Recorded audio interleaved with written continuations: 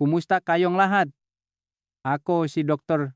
Lorenzo Mendoza, isang doktor na may 35 taong karanasan. At ngayon ay susuriin natin ang paksang pagprotekta sa bato.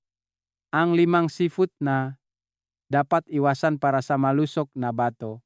Bilang isang doktor, marami na akong nakita at naranasan sa aking propesyon.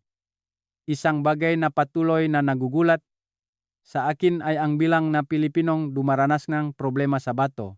Ayon sa isang ulat, halos 7 hanggang 10 milyong Pilipino ang mayroong sakit sa bato at ang bilang nga nasa edad 50 pataas na mayroong talama na sakit sa bato ay dumoble sa nakalipas na 10 taon. Ang mas nakababahala pa, higit sa 35% nga malubang kaso ay nagsisimula sa mga pagkain kinakain natin araw-araw na inaakala nating masustansya, lalo na ang seafood.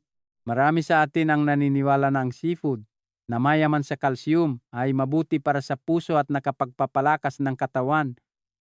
Ngunit ayon sa pag-aral ng Johns Hopkins University, ang pagkain lamang ng halos 100 at 50 gramo ng seafood na mayaman sa purin 2 beses sa isang linggo ay nagpapataas ng panganib ng mamay stage 2 hanggang stage 3 kidney disease na lumala sa stage 4 ng hanggang 40%. Ito ang dahilan kung bakit marami sa mga matatanda sa kabilangang kanilang akalang malusog na pagkain ay patuloy na tumataas ang creatinine levels, bumababa ang ihi, at lalong humihina ang kanilang katawan. Ang pinakanakababahala para sa akin ay ang mga pasyenteng ang bato ay biglang humina ng husto dahil lamang sa isang kainan ng hipon, isang bahagi ng inihaw na pusit o ilang tahong. Sa loob lamang ng ilang araw, ang mga pagkaing inaakala nating nakapagpapalusog ay nagiging pabigat. Dahilan upang sobra-sobra ang pagtrabaho ng filter ng bato. Magugulat kayo kapag nalaman ninyo na sa 5 karaniwang seafood na ibabahagi ko, mayroong isang uri na halos bawat pamilyang Pilipino ay kumakain ng hindi bababa sa ilang beses sa isang linggo. Ang pagkain na iyon ay tila masustansya, pamilyar, ngunit ito ang dahilan ng pagtaas ng creatinine na hindi inaasahan ng marami. Kaya sa video na ito, umaasa ako na panoorin ninyong mabuti simula hanggang matapos.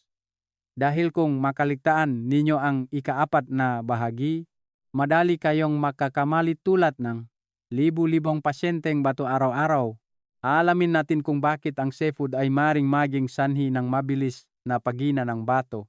Ang 5 uring seafood na dapat iwasan ng lubusan at ang mga ligtas na alternatibo upang mapanatiling malusog ang bato at sapat ang nutrisyon ng katawan.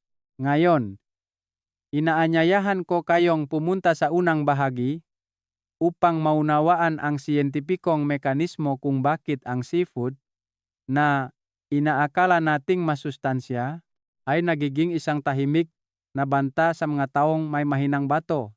Naniniwala ako na kung maunawaan ninyo ng tama mula sa ugat, malalaman ninyo kung paano kumain ng mas ligtas. Bakit nakasasama ang seafood sa bato nga matatanda? Unawain ng tama ang mekanismo para sa litas na pagkain.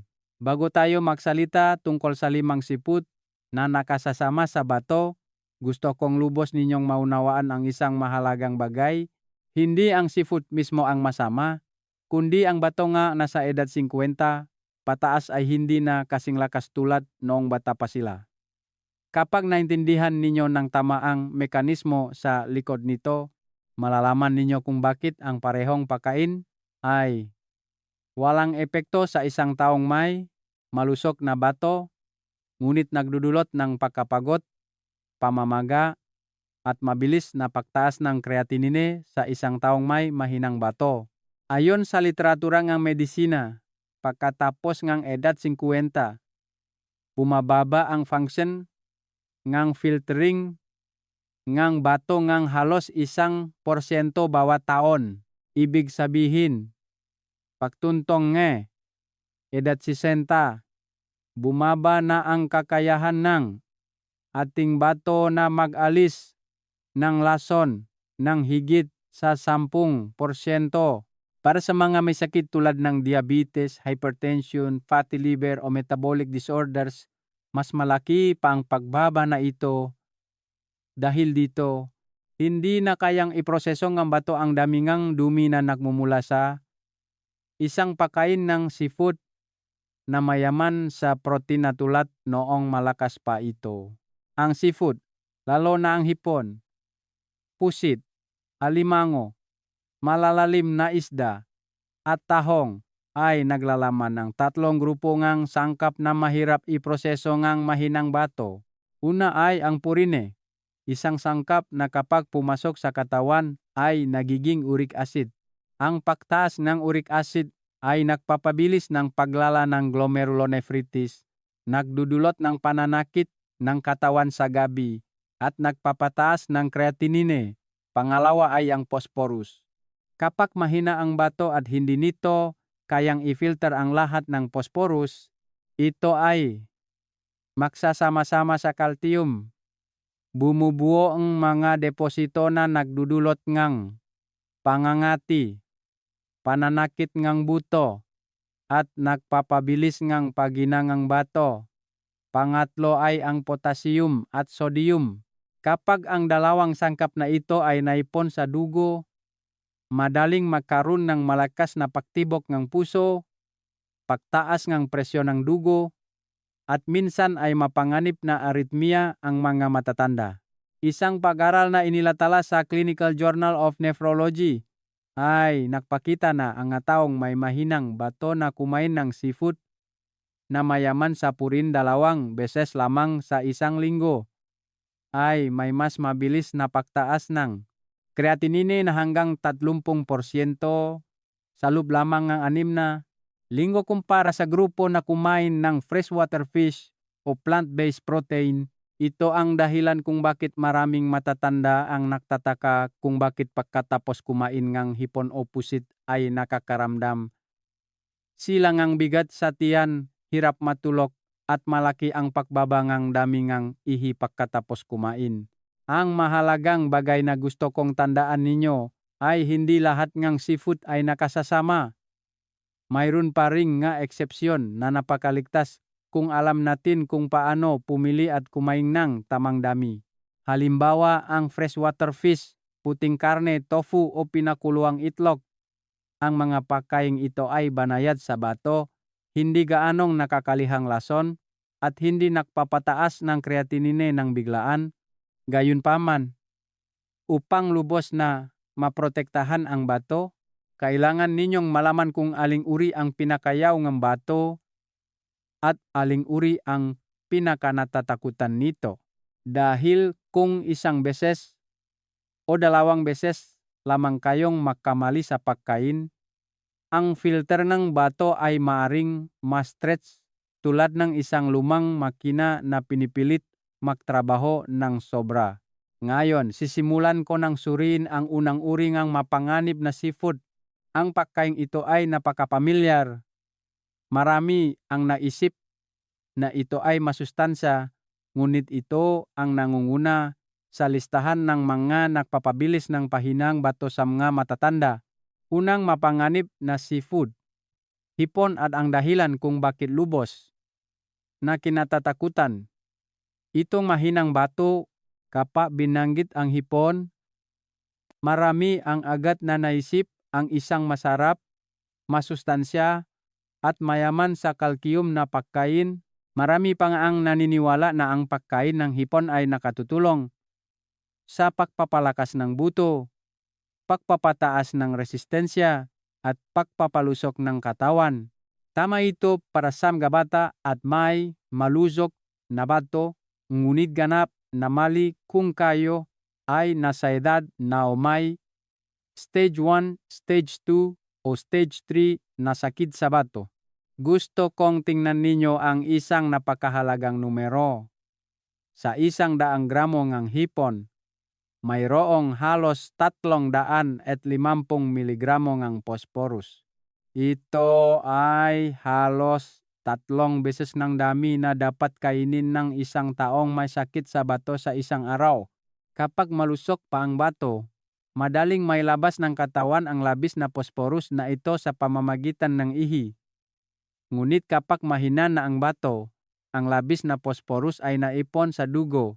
Ito ay nagsasama-sama sa calcium upang bumuo nga deposito na kumakapit sa pader nga daluyang ng dugo, malambot na tissue at kasukasuan. Bilang resulta, madali kayong makaranas ng pangangati sa gabi, pananakit ng likod, pamamanhit ng kamay at paa, contraction ng kalamnan, hirap sa pagtulog, at maging bahagyang pamamagangang mukha sa umaga. Ang mga sintomas na ito ay hindi dahil sa katandaan kundi mga palatandaan na sobrang pagtatrabaho ngang bato dahil lamang sa isang pagkain na tila hindi nakakapinsala. Hindi lamang mataas ang phosphorus, naglalaman din ang hipon ng medyo mataas na purine. Ito ay isang sangkap na nagpapataas ng uric acid na nagpapabilis ng paglala ng glomerulonephritis. Sa mga matatandang pasyente, 3 sunod-sunod na kainan lamang ng hipon, ang creatinine ay maaring tumaas ng 1.5 beses o doble kung ang bato ay mahina na nun pangunit hindi natin alam. Naalala ko ang isang kaso na hindi ko malilimutan. Isang babae na 55 taong gulang ang kumain ng hipon sa lubngang 3 araw dahil sinabi ngang kanyang kapitbahay na ito ay mabuti para sa dugo at bato. Pagkatapos ang ilang araw, namaga ang kanyang mukha, bumigat ang kanyang katawan, at bumaba ng husto ang dami ang kanyang ihi. Nang suriin, tumaas ang kanyang creatinine ng halos doble. Ito ay malinaw na patunay na hindi na kayang pasanin ng batong nga matatanda ang mataas na protina at phosphorus sa hipon. Ngunit hindi ninyo kailangang mag-alala ng sobra. Ang layunin ay hindi ang iwasan ang lahat kundi ang malaman kung paano palitan upang mapagaan ang trabaho ng bato. Kung gusto ninyo ng animal protein o gusto ninyo ang natural na tamis ng seafood, maaari kayong pumili ng mga freshwater fish tulad ng hito, dalag o tilapia. Ang mga isdang ito ay mababa sa phosphorus, mababa sa purine, madaling tunawin, at napakaangkop para sa mga matatanda na may mahinang bato. Kapag nagluluto, maaari lang kayong mag-steam, mag-stew ng kaunting asin, o magluto ng malinaw na sabaw. Ilang hiwa, lamang luya at kaunting sibuyas ay sapat na para maging mabango ang pagkain at hindi makapagbigay ng presyon sa bato. Gusto kong tandaan ninyo ang isang maliit na prinsipyo na matagumpay na inilapat ng marami sa aking mga pasyente. Ang mataong may sakit sa bato ay dapat kumain lamang ng halos 0.6 hanggang 0.8 gramo ng animal protein bawat kilo ng timbang ng katawan araw-araw. Ibig sabihin, kung kayo ay may bigat na 60 kilo, ang angkop na dami nga animal protein ay halos 40 hanggang 50 gramo lamang. Kung nakakain na kayo ng hipon sa isang kainan, huwag nang kumain pa ang alimango, pusit o iba pang pagkaing mayaman sa protina sa araw na iyon. Ngayon, ibabahagi ko ang pangalawang mapanganib na seafood. Maraming pamilyang Pilipino ang mas madalas kumain nito kaysa sa hipon dahil isip nilang ito ay malutong, magaan at madaling tunawin. Ngunit sa katotohanan, ito ay nagpapahirap sa bato ang doble. Pangalawang mapanganib na seafood, pusit at pugita. Tila magaan ngunit mabilis na nakapagpapagod sa bato. Ang pusit at pugita ay dalawang napakapamilyar na seafood sa mga hapagkainan ng Pilipino. Maraming pamilya ang itinuturing pa itong isang ligtas na pagkaing pampalit dahil iniisip nilang ang pusit ay mababa sa taba at masarap kainin ng malutong.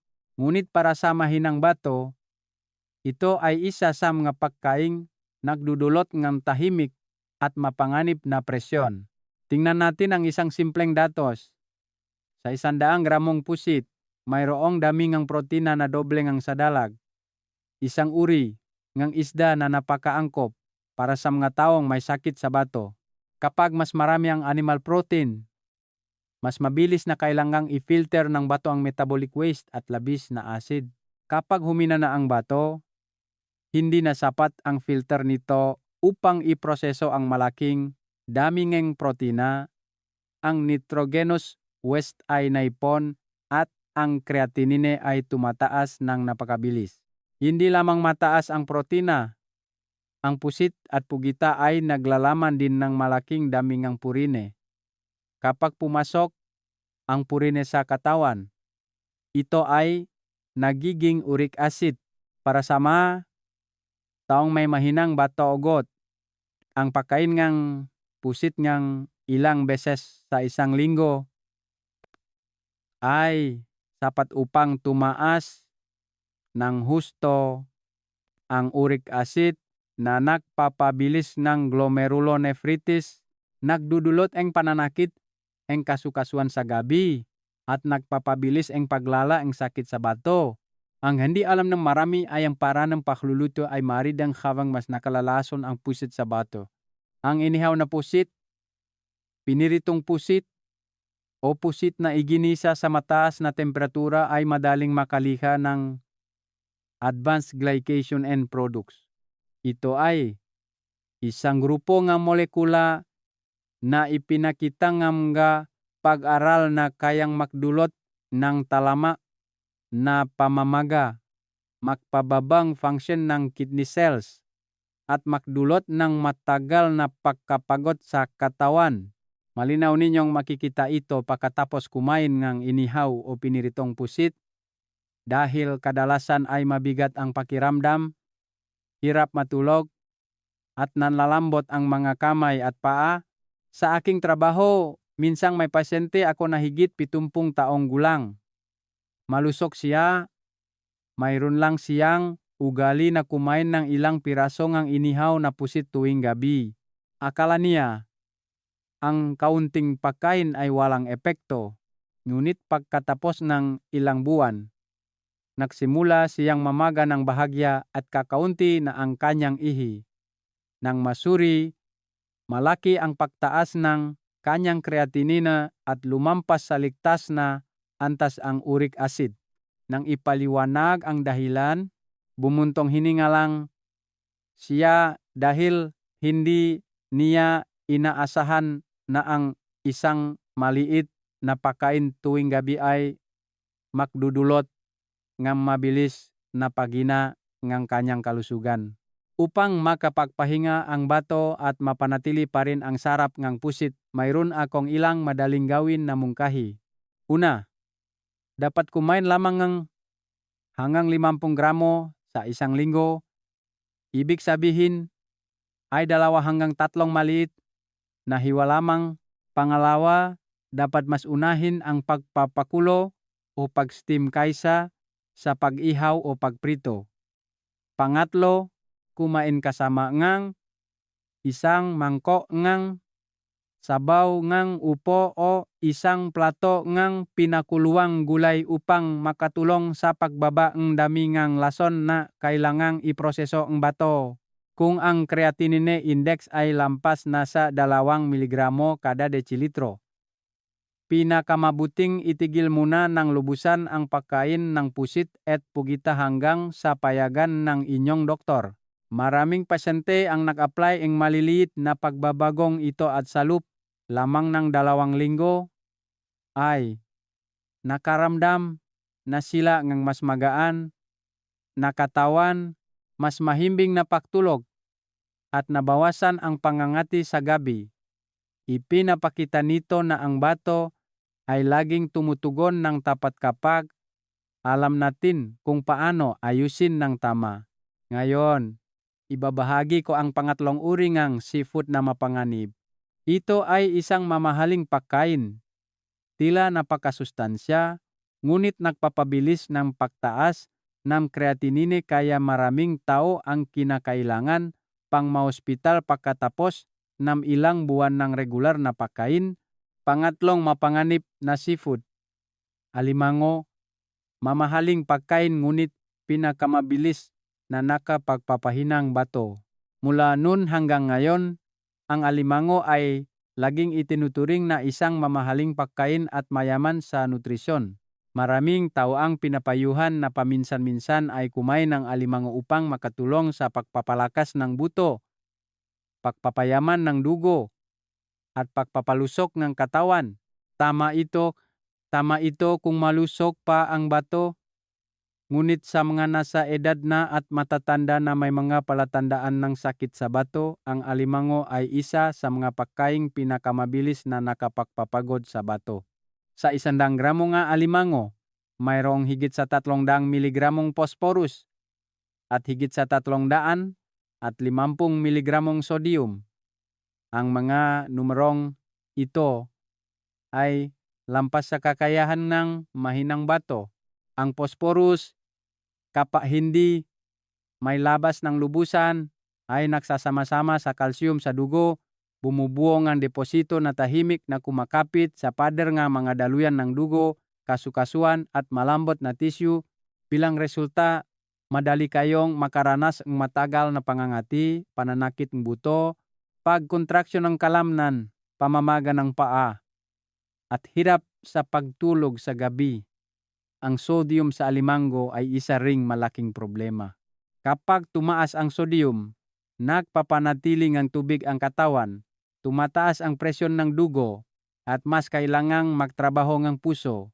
Para sa mga taong may mahinang bato, 2 hanggang 3 beses lamang sa isang linggo na pagkain ng alimango, ang creatinine ay maaring tumaas ng malaki. Maraming tao ang nag-isip na ang kaunting pagkain ay ligtas, ngunit ang bato nga matatanda ay mas sensitibo kaysa sa ini. Isip natin, ang isa pang nakababahalang salik ay ang mga alimango ay nabubuhay sa ilalim ng dagat, kaya madali silang makapag-ipon ng mabibigat na metal tulad ng mercury at lead. Ang mga metal na ito, kapag pumasok sa katawan, ay hindi lubusang may labas. Mayroon silang tendensya na manatili sa tisyueng bato, nakdudulot ang tahimik na pamamaga at dahan-dahang sumisira sa malusok na kidney cells. Ang ilang pag-aral sa Pilipinas tungkol sa kapaligiran ng dagat ay kita rin ang pagtaas ang antas ang polusyon ang mabibigat na metal na nagpapataas ng panganib ng pag-ipon ng lason sa mga crustacean tulad ng alimango. Minsan, ginamot ko ang isang pasyente na mahigit 60 taong gulang sa Maynila na may stage 3 kidney disease, ngunit mahilig kumain ng alimango. Ibinahagi niya na 2 alimango lamang ang kinakain niya bawat linggo, kaya akala niya ay ayos lang. Ngunit pagkatapos 3 buwan pagpapanatili ugali na ito, ang kanyang phosphorus level ay tumaas halos 1.5 beses at ang creatinine ay tumaas din ng malaki. Palagi siyang nakakaramdam ng pagkapagod, pangangati sa buong katawan, at bahagyang hirap sa pahinga. Nang ipaliwanag ang dahilan, umiling lang siya dahil hindi niya inaasahan na ang isang pagkain na tila masustansya ay magdudulot ng malaking pinsala. Kung gusto ninyong magdagdag ng omega-3 o gusto ninyo ang natural na lasang ng protina ng seafood, iminumungkahi ko na lumipat kayo sa mas malusok na mga opsyon. Ang nga isda sa ilog tulad ng dalag, ito At karpa ay mga pakain na mababa sa mabibigat na metal at may mas mababang nilalaman ng phosphorus kaysa sa alimango. Ang Norwegian salmon ay isa ring mas ligtas na opsyon dahil ang nilalaman ng phosphorus nito ay mas mababa ng halos 40% kaysa sa alimango. Ang paraan ng pagluluto ay mahalaga rin. Dapat kayong mag-steam, maglutong sabaw, o mag-stew na pakakaunting asin. At iwasan ng lubusan ang mga inihaw, may asin, iginisa sa mantikilya, o niluto namin napakaraming pampalasa dahil ito ay nagpapataas ng filtration capacity ng bato at madaling magdulot ng pamamaga. Kailangan lamang ninyong makaroon ng 2 hanggang 3 kainan ng freshwater fish bawat linggo upang makaroon ng sapat na nutrisyon at makapagpahinga pa rin ang bato. Ito ang paraan upang pangalagaan ang bato mula sa pang-araw-araw na pagkain simple ngunit may pangmatagalang epekto. Ngayon, tatalakayin ko ang ika-4 na uri ng seafood. Ito ang pagkain na pinaka-ikinababahala ko dahil halos bawat tahanan ay kumakain nito. Minsan pa nga ay 2 o 3 beses sa isang linggo. Nang hindi nalalaman na nakalalaman, ito na dami ng mineral na mabilis na makakapagpabagsak sa bato. Ika-4 na mapangganib na seafood. Malalim na isda, pamilyar na pagkain ngunit may nakatagong panganib ng mabilis na pagtaas ng creatinine. Maraming tao ang naniniwala na ang malalim na isda tulad ng tuna, mackerel o ocean salmon ay gintong pagkain dahil sa aman sa omega-3 na mabuti para sa puso at presyon ng dugo. Tama ito, ngunit totoo lamang ito para sa mga bata o sa mga may malusog na kidney function. Kapag tumuntong sa edad na, lalo na kung ang bato ay bahagyang humina na, ang mga malalim na isda ay nagiging pabigat na hindi kayang iproseso ang katawan. Ang unang dahilan ay ang natural na nilalaman ng potassium at sodium sa mga isdang ito. Ang malalim na isda ay may mas mataas na potassium kaysa sa freshwater fish ng 2 hanggang 3 beses. Sa mga taong may malusog na bato, madaling may labas ang labis na potassium. Ngunit sa mga taong may mahinang bato, ang potassium na hindi may labas ng lubusan ng bato ay naipon sa dugo. Nagdudulot ng hyperkalemia. Ito ay isa sa mga pinakamapanganib na karamdaman dahil maari itong humantong sa panghihina ng kalamnan, pamamanhit ng kamay at paa, irregular na tibok ng puso, at sa malubhang kaso ay maaring maging sanhi panang biglang paginto ng puso.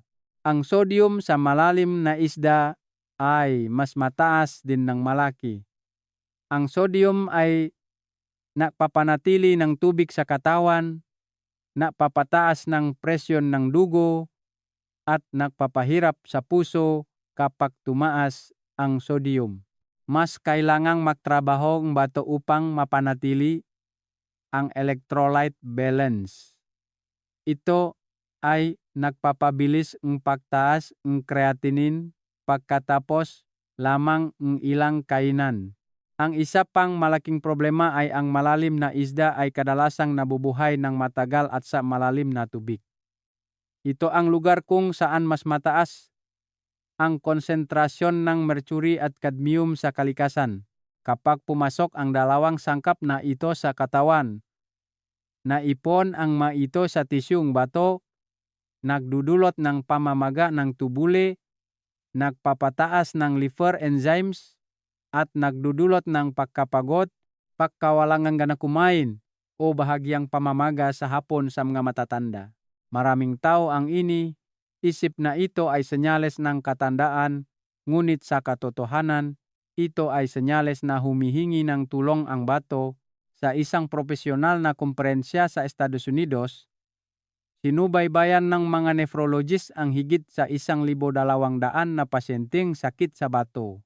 Ipinakitangam nga resulta na ang grupo na kumain ng malalim na isda 3 beses sa isang linggo ay mayroong 1.8 beses na mas mataas na panganib ngang hyperkalemia at 27% na mas mabilis na pag-unlad sa stage 4 kidney failure kumpara sa grupo na kumain lamang ng freshwater fish. Ang numerong ito ay nadulot ng babala mula sa maraming eksperto na ang mga taong may mahinang bato ay dapat maging maingat sa malalim na isda.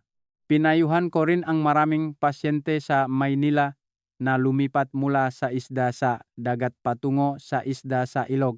Sa simula, ang ilang pasyente ay nag-alala dahil sanay silang kumain ng tuna at makrel sa loob ng maraming taon, ngunit pagkatapos lamang ng 2 buwan ng pagbabago, mas naging matatag ang kanilang presyon ng dugo. Bumaba sa ligtas na antas ang kanilang potassium sa dugo at nabawasan ang pagkatuyo at pangangating ang balat sa gabi. Marami pa nga ang mas mahimbing matulog at nakaramdam ng malaking ginhawa. Kaya ano ang dapat ninyong kainin upang magkaroon ng malusok na protina nang hindi nakakapinsala sa bato? Ang pinakaangkop na opsyon ay ang freshwater fish tulad ng dalag, karpa at tilapia. Ang maisdang ito ay mababa sa mabibigat na metal, may katamtamang dami ng protina at napakadaling tunawin. Kapag nagluluto, dapat kayong mag-steam, magluto ng sabaw o mag-stew ng napakakaunting asin at iwasan ng lubusan ang pag-ihaw, pagmamarinade ng maraming asin o paggawa ng maalat dahil ang asin ang salik na pinakamabilis na nakapagpapabigat sa bato. Kung madalas kayong kumain ng malalim na isda nun at madalas kayong nakakaramdam ng pagkapagod, pangangati, pamamanhid ng kamay at paa o kakaunti ang ihi, maaari ninyong subukang itigil itong 1 hanggang 2 linggo at suriin muli ang inyong creatinine at potassium sa dugo. Maraming pasyente, pagkatapos baguhin ang ugali na ito, ay nakabawi ang pakiramdam ng ginhawa. Mas madali ang pahinga at mas mahimbing ang pagtulog. Ngayon, ibabahagi ko ang ika-5 seafood at ito rin ang pinakamapanganib sa listahan. Ito ay isang pagkain na itinuturing ng marami na masustansya, nakakapagpalamig ng atay at nakapagpapataas ng sigla, ngunit para sa mga taong may mahinang bato, maaari itong magdulot ng malubhang impeksyon at makapagbabagsak sa bato sa loob lamang ng 1 hanggang 2 araw. Ika-5 mapanganib na seafood.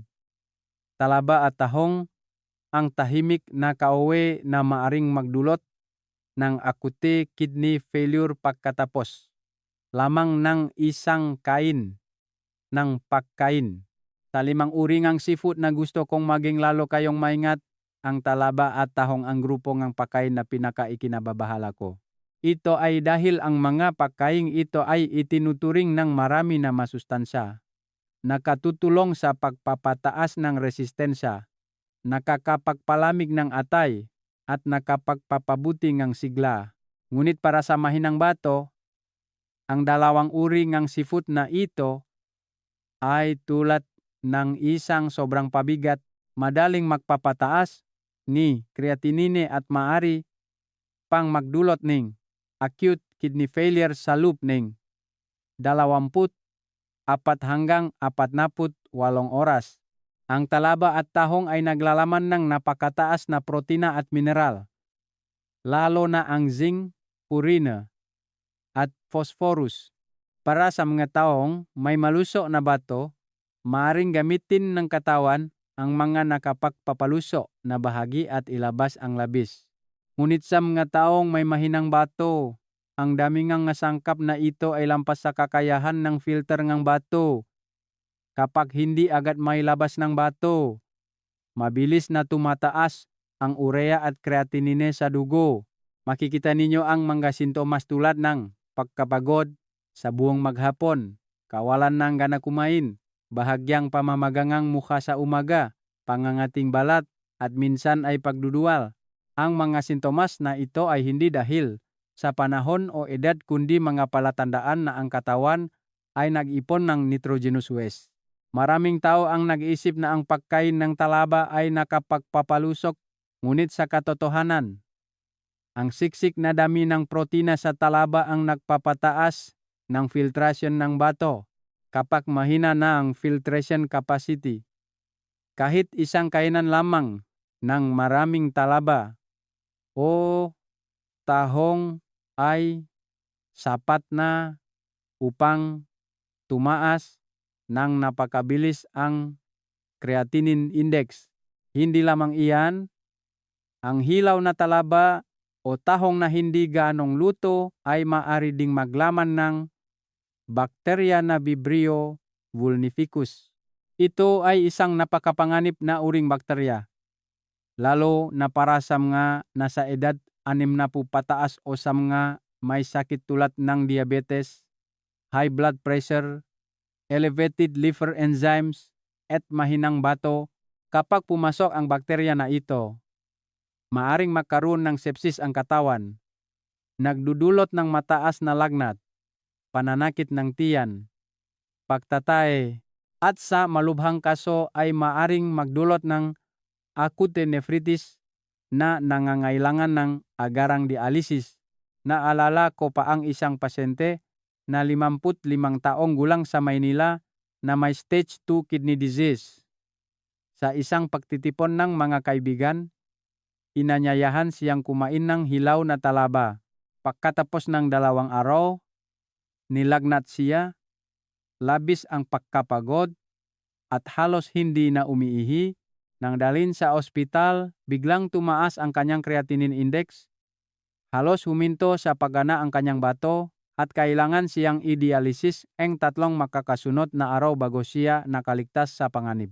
Hindi niya inakala na ang isang kainan ng talaba na inaakala niyang nakapagpapalusok ay magdudulot ng ganitong kalaking pinsala. Kung gusto ninyong magdagdag ng o katulad na sustansya, mayroong maraming mas laktas na opsyon. Ang malambot na tofu, pinakuluang itlog, at buwang butil ay mga banayat na pinakmumulan ng zinc, madaling tunawin, at hindi nagdudulot ng presyon sa bato. Ito rin ang pagkaing madalas kong pinapayuhan sa aking mga pasyente na gamitin kapalit ng talaba at tahong. Ang mga ito ay malinis, mababa sa purine, at hindi nagpapataas ng creatinine. Tandaan ninyo na ang bato ay tulad ng isang tahimik na kasama. Kapag mahina na ang filter nito, gaano man nakapagpapalusok ang isang pagkain, kung ito ay nagbibigay ng sobrang pabigat, hindi na ito kayang tiisin ng bato. Ang pagpiliing tamang pagkain ay hindi lamang nakatutulong sa pagprotekta sa kalusugan kundi nakatutulong din sa inyo na mamuhay ng mas magaan, mas mahimbing matulog at maiwasan ang mga mapanganib na komplikasyon na hindi inaasahan. Ngayon, ibabahagi ko sa inyo ang isang napakasimpleng resipe sa pagkain na nakatutulong na bawasan ang higit sa kalahati ng pabigat sa bato sa loob lamang ng 4 hanggang 6 na linggo. Ito ay isang napakahalagang bahagi. Simple na resipe para sa proteksyon ng bato. Bawasan ang higit sa kalahati ng pabigat sa bato sa pamamagitan lamang ng pagbili ng tamang pagkain. Pagkatapos ninyong malaman ang 5 uring seafood na nagdudulot ng malaking presyon sa bato, ang susunod na mahalagang bagay ay kailangan nating malaman kung ano ang dapat kainin ng mahinang bato upang makaroon ng sapat na nutrisyon at hindi mabilis na humina ang funksyon ng filtering. Maraming tao ang nag-isip na ang pagprotekta sa bato ay komplikado, kailangang gumamit ng maraming gamot o kailangang iwasan ang lahat ng bagay Sa totoo lang, kailangan lang ayusin ng tama ang uri ng pagkain araw-araw at mababawasan na ang pabigat sa bato nga higit sa 50%. Ang unang prinsipyo ay napakaliwanag. Iwasan ang seafood na mayaman sa purine at phosphorus tulad ng hipon, pusit, alimango, malalim na isda, talaba, at tahong. Kapag mahina ang bato, ang dalawang sangkap na ito ay naipon sa dugo at nagpapataas ng creatinine. Sa kabaliktaran, kapag pinalitan ninyo ang maitongang mas magaan na pagkain, makakapagpahinga ang bato, hindi overstretch ang filter, at dahan-dahang bumabawi ang katawan.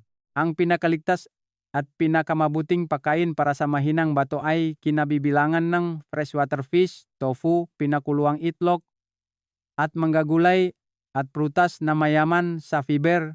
Ang dalag, karpa, at tilapia ay napakaangkop na mga opsyon. Ang nga isdang ito ay naglalaman ng mas mababang purine kaysa sa isda sa dagat, mas kaunting mabibigat na metal, at napakadaling tunawin. Ang protina mula sa freshwater fish ay isa ring malusog na uri ng protina. Hindi lumilika ng maraming nitrogenous waste pagkatapos ng metabolismo. Ang malambot na tofu ay isang mahusay na pinakmulan ng light protein, hindi nagdudulot ng presyon sa bato ngunit nagbibigay pa rin ng sapat na enerhiya sa katawan.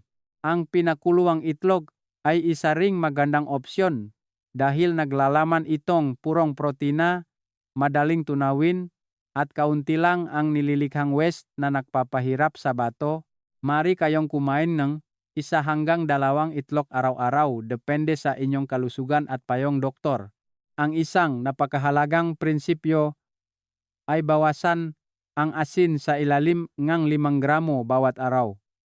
Maraming tao ang hindi nakakaalam na ang asin ang salarin na nagpapahirap sa bato ng doble. Kapag mataas ang sodium, nahihirapan ang bato na mapanatili ang balanse ng tubig at electrolyte na humahantong sa pamamaga, pagtaas ng presyon ng dugo, at matagal na pagkapagod. Kung lulutuin lang ng mas mahina ang lasa, gagamitin ang lemon o herbs upang palitan ang lasang maalat, mas gagaan ang bato. Ang upo, patola, kalabasa, at mangga berdeng gulay ay napakabuti din para sa mga taong may mahinang bato.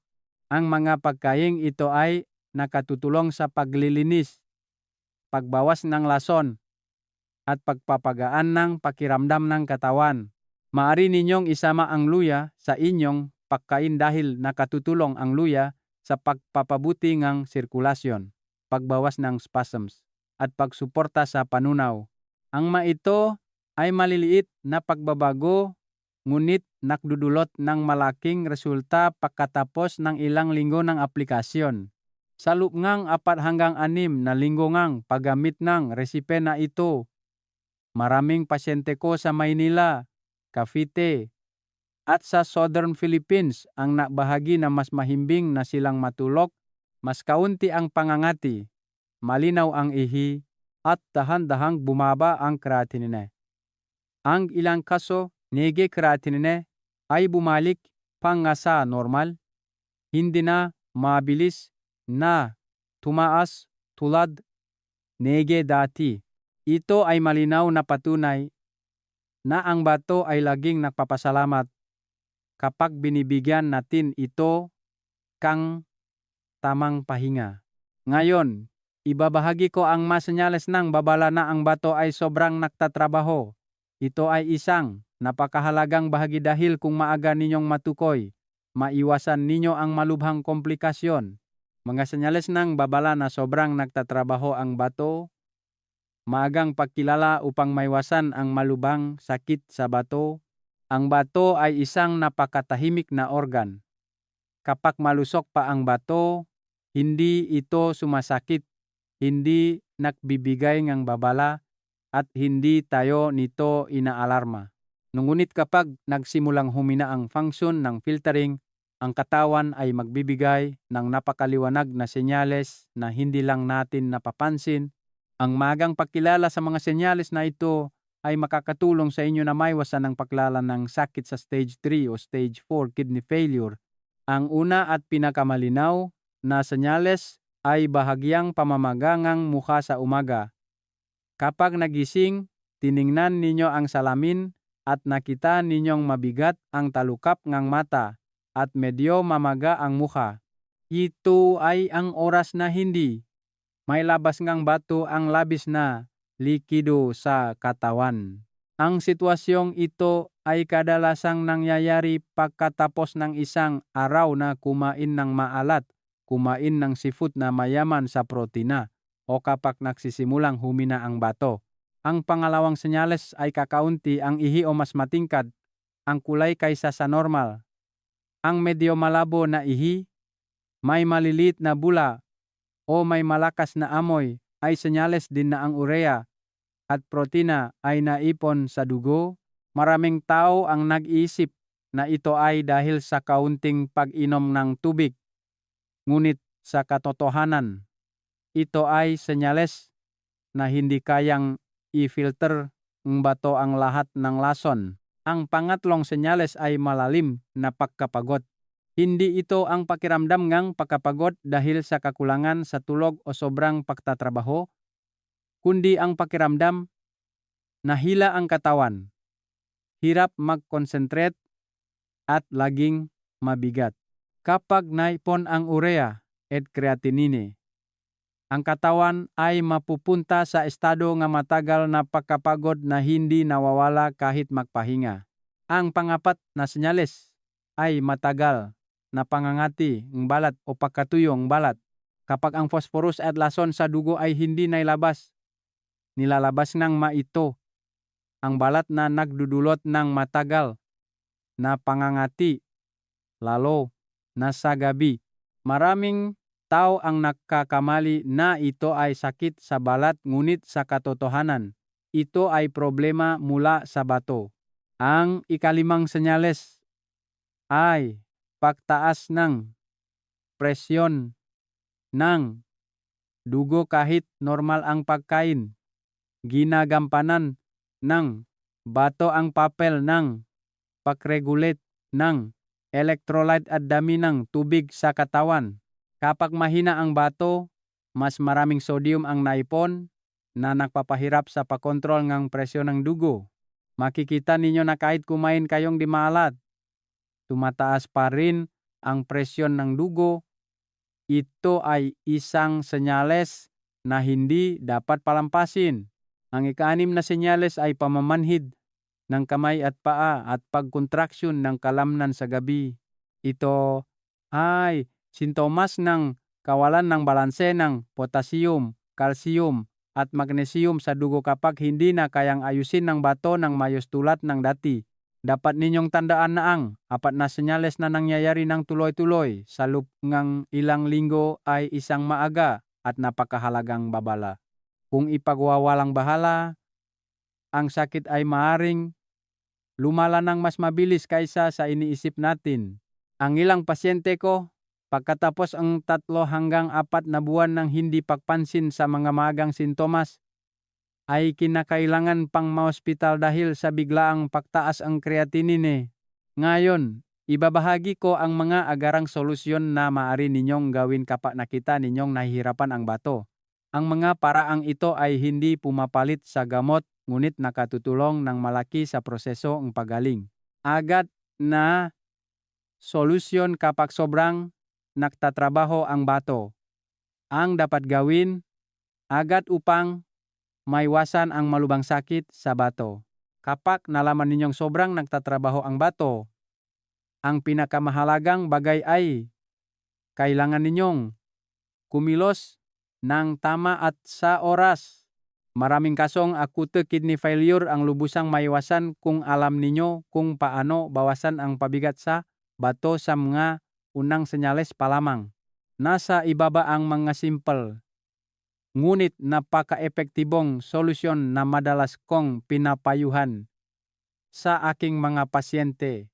Ang unang solusyon ay ayusin ang dami ng tubig na iniinom sa isang araw. Ang isang normal na tao ay dapat uminom ng halos 30 mililitro ng tubig bawat kilo ng timbang ng katawan. Halimbawa, kung may bigat na 60 kilo, uminom ngang halos 1.8 litro ngang tubig bawat araw. Ang tubig ay nakatutulong sa bato na may labas ng mas madali ang lason. Binabawasan ang pakiramdam ang pagkapagod at binabawasan ang panganib ang pagtaas ang creatinine. Gayunpaman, kung ang katawan ay namagana o mayroong sakit sa puso, kailangan ninyong kumonsulta sa doktor upang maayos ang tamang dami ng tubig upang hindi na pahirapan pa ang bato. Ang pangalawang solusyon ay agad na bawasan ang asin sa araw na mamaga ang mukha o kakaunti ang ihi. Ang asin ang salarin na nagpapahirap sa bato ng doble. Ang pagbawas ng asin sa pagkain sa araw na iyon ay makakulong sa katawan na may labas ang labis na likido. Binabawasan ang presyon sa puso at bato. Maaari ninyong palitan ang lasa ng malat ng lemon, herbs, o kaunting luya upang maging masarap pa rin ang pagkain ng hindi nakakapinsala. Ang pangatlong solusyon ay uminom ngang isang basong maligamgam na tubig sa umaga. Maaring may ilang hiwa ng luya. Nakatutulong ang luya sa pagpapabuti ng sirkulasyon ng dugo, pagbawas ng vascular spasms, at pagsuporta sa panunaw. Ito ay isang simpleng paraan ngunit maraming pasyente ko ang nagbahagi na mas gumaan ang kanilang pakiramdam, nabawasan ang pamamaga, at mas madali ang pag-ihi pagkatapos ng ilang araw ng aplikasyon. Ang pang-apat na solusyon ay huwag na huwag mag-self-medicate ng diuretics. Maraming tao ang nakarinig na ang pag-inom ng diuretics ay makakatulong sa paglabas ng tubig at mabilis na pagbaba ng pamamaga. Ngunit kung mali ang dami o hindi tama ang indikasyon, ang diuretics ay maaring magdulot ng electrolyte imbalance, pagbaba ng potassium, pagkahilo, mabilis na tibok ng puso, at maging convulsions. Tanging ang doktor lamang ang may karapatang magreseta ng gamot na ito dahil direkta itong nakakaapekto sa presyon ng dugo at function ng filtering ng bato. Ang ikalimang solusyon ay regular na subaybayan ang presyon ng dugo at creatinine index bawat 3 hanggang 6 na buwan. Kapag maagang natukoy ang abnormality, maaring ayusin ng doktor ang dieta o gamot upang maiwasan ang paglalang sakit. Maraming pasyente ko ang nakaiwas sa stage 3 kidney failure dahil lamang sa tamang pagpapatingin sa doktor.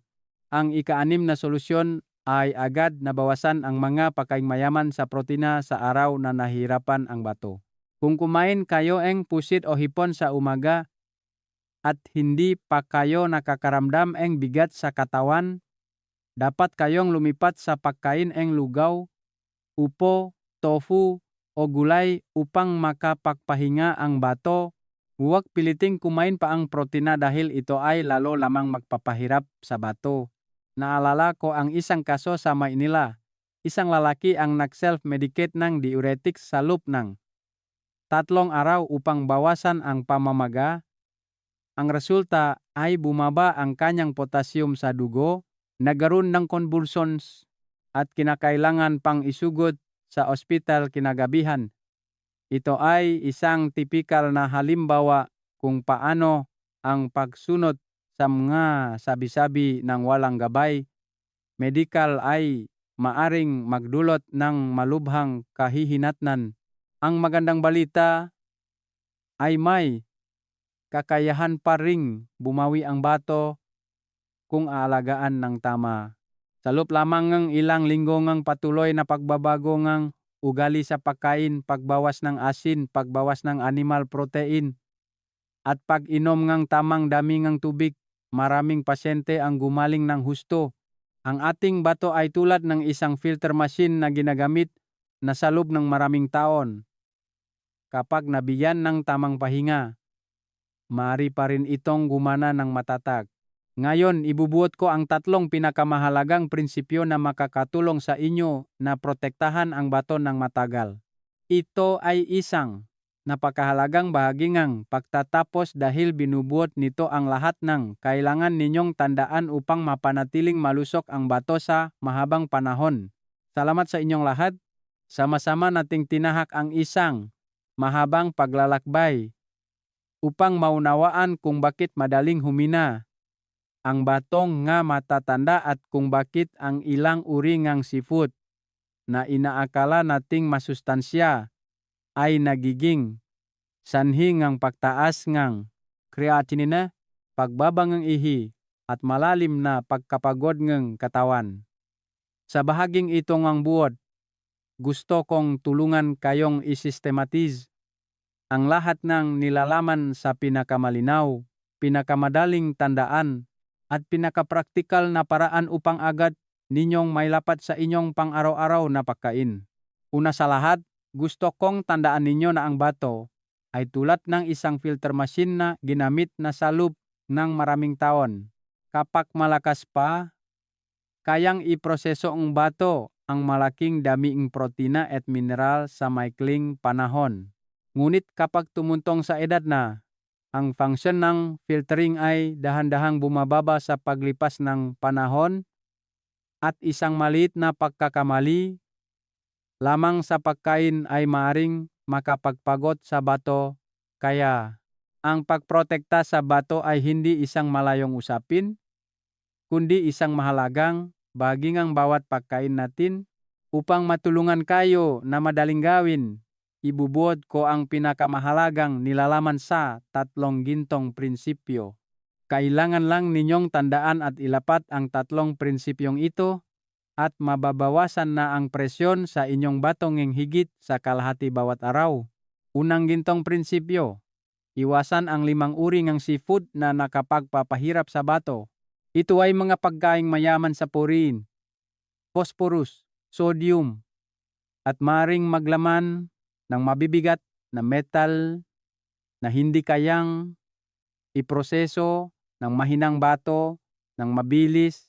Ang 5 uri ay kinabibilangan ng hipon, pusit at pugita, alimango, malalim na isda tulad ng tuna at makrel, at sa huli ay ang talaba at tahong. Ito ang grupo ng seafood na iniisip ng marami na masustansya, mayaman sa kalsiyum o nakapagpapataas ng resistensya. Ngunit kapag humina na ang bato, isang maling pagkain lamang ay maaring magdulot ng mabilis na pagtaas ng creatinine at magdulot ng pamamaga, pangangati at matagal na pagkapagod.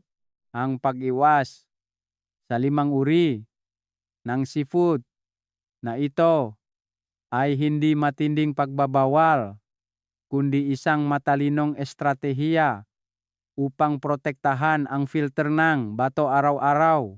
Ikalawang gintong prinsipyo, kumain ng tamang uri at tamang paraan.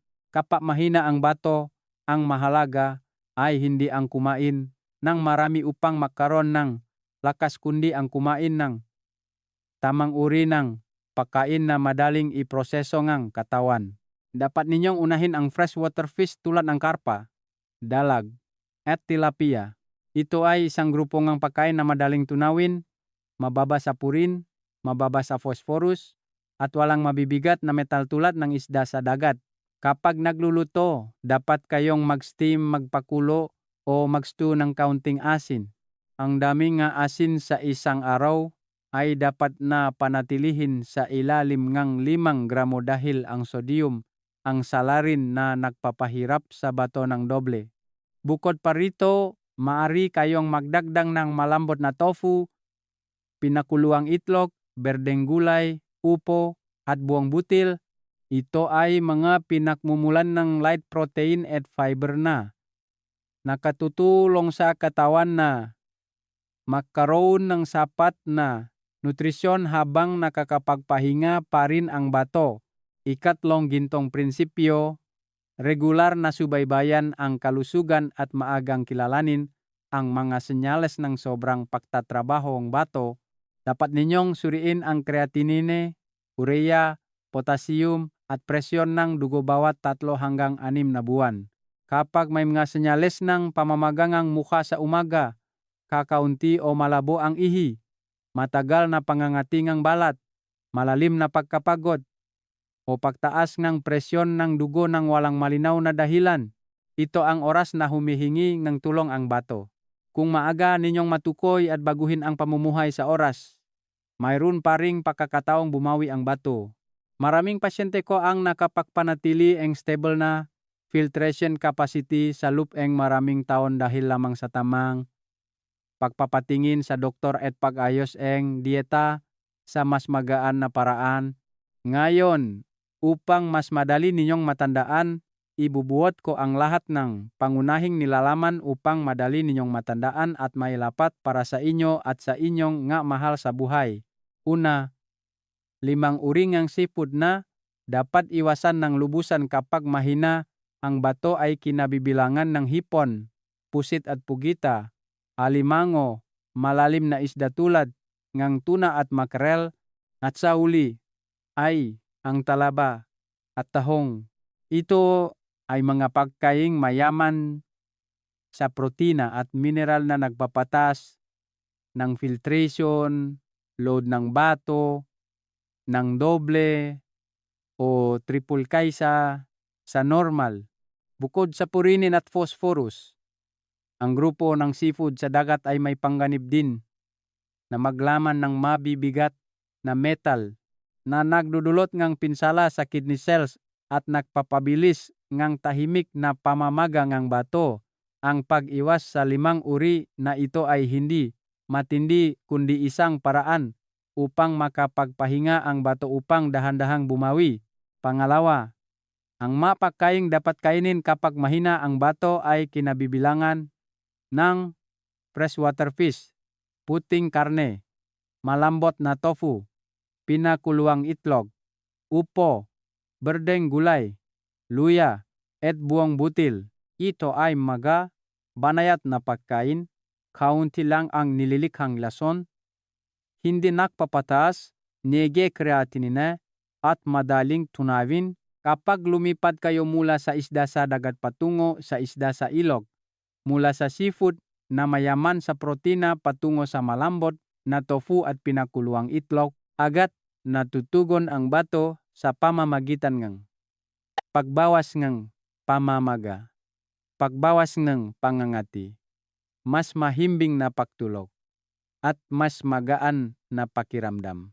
Maraming pasyente ko pagkatapos lamang ng ilang linggo nga aplikasyon ay nakaramdam na ngang pagbabago.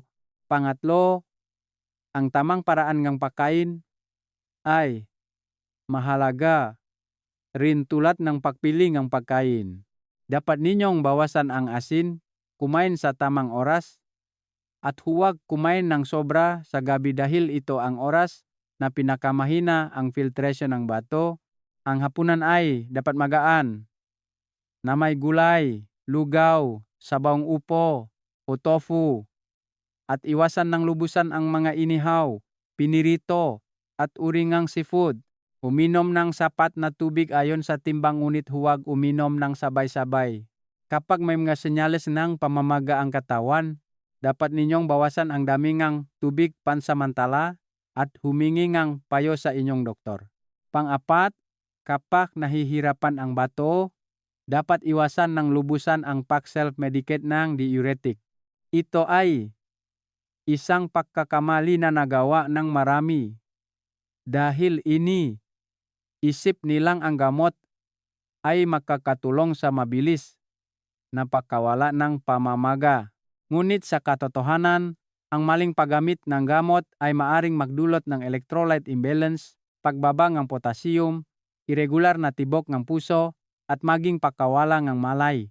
Tanging ang doktor lamang ang may karapatang magresetang gamot na ito at ayusin ang dosis ayon sa filtration capacity ng bato ang bawat isa. Panlima, may kakayahan pa ring bumawi ang bato kung alagaan ng tama. Hindi ninyo kailangang mag-alala ng sobra o maging pesimista. Kailangan lang ninyong baguhin ang pagkain, bawasan ang asin, bawasan ang animal protein, at iwasan ang 5 uri ng seafood na nabanggit at makakaroon ng pagkakataong makapagpahinga ang bato. Kapag nakapagpahinga ang bato, maring bumalik sa normal ang creatinine. Bumaba ang pagkapagod ng katawan, mas mahimbing ang pagtulog, at nabawasan ang pagkatuyo at pangangating ang balat. Salamat sa inyong lahat. Ang layunin ng video na ito ay hindi upang takutin kayo kundi upang mas maunawaan ninyo ang inyong katawan. Kapag alam ninyo kung aling pagkain ang gusto ng bato at aling pagkain ang ayaw ng bato, magiging mas confident kayo sa pagpili ng pagkain araw-araw. Ang kalusugan ay hindi isang himala kundi resulta ng tamang pagpili araw-araw. Ang tamang pagkain ngayon ay makakatulong sa inyo na maging mas malusog, bukas at matatag sa loob ng maraming taon. Kung nakita ninyong kapaki-pakinabang ang nilalaman na ito, maaari ninyong pindutin ang subscribe sa channel, ibahagi ang video sa mga kaibigan at mahal sa buhay upang malaman ng lahat kung paano protektahan ang bato mula sa maaga. Maaari din kayong mag-iwan ng komento sa ibaba upang malaman ko kung aling pagsapa ang kinababahala ninyo. Patuloy akong gagawa ng iba pang video upang makasama kayo. Salamat sa inyong oras sa panonood hanggang sa huli. Nawai maging malusog kayo, masarap kumain, mahimbing matulog, at mamuhay ng payapa araw-araw.